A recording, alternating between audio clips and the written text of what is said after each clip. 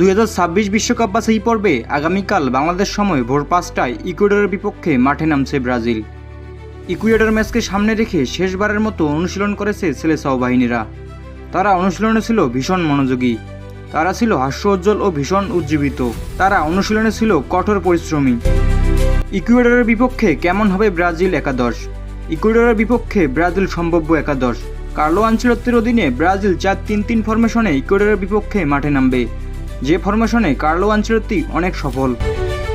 যেখানে গোলকিপার হিসেবে থাকবে এলিসন বেকার, সেন্টার ব্যাক পজিশনে থাকবে মার্কুইনহস ও আলেক্সান্দ্রো রিবেইরো, রাইট ব্যাক হিসেবে থাকবেন ভেন্ডারসন, লেফট ব্যাক হিসেবে থাকবেন আলেক্সান্দ্রো, মিডফিল্ডার হিসেবে থাকবেন গারসন, ক্যাসেমিরো, ব্রুনো গুইমারেজ এবং অ্যাটাকার হিসেবে থাকবেন লেফট উইঙ্গে ভিনিসিয়াস জুনিয়র, রাইট উইঙ্গে এস্তেভাও উইলিয়ান এবং নাম্বার 9 পজিশনে রিচার্লিসন।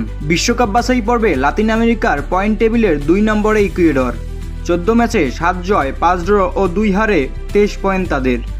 অপরদিকে 14 ম্যাচে 6 জয়, 3 ড্র ও 5 হারে 21 পয়েন্ট নিয়ে টেবিলের 4 নম্বরে ব্রাজিল। 90 দশকের পর বাছাই পর্বে এত নিচে ব্রাজিল। ইকুয়েডরের বিপক্ষে শেষ 5 দেখায় 3 বার জিতেছে ব্রাজিল আর 2 ম্যাচ ড্র হয়েছে। ব্রাজিল পরিষ্কার ফেভারিট থাকার পরও ম্যাচটি ইকুয়েডরের হোম ভেন্যু স্তাদিও মনুমেন্টালে হওয়ায় আর কার্লো আনচেলত্তির প্রথম ম্যাচ হওয়ায় একটু ব্যাকফুটে থাকবে ব্রাজিল। এদিকে বাছাই পর্বের শেষ 5 ম্যাচে একটিতেও হারেনি তারা। ইকুয়েডর ম্যাচকে সামনে রেখে প্রেস কনফারেন্সে কার্লো আনচেলত্তি বলেন, সমর্থকেরা হয়তো সম্প্রতি কিছু ম্যাচ দেখে খুশি নন, বিশেষ করে আর্জেন্টিনার কাছে হারটা কারোরই ভালো লাগার কথা না। তবে আমরা এখন অতীত ভুলে সামনে তাকাতে চাই।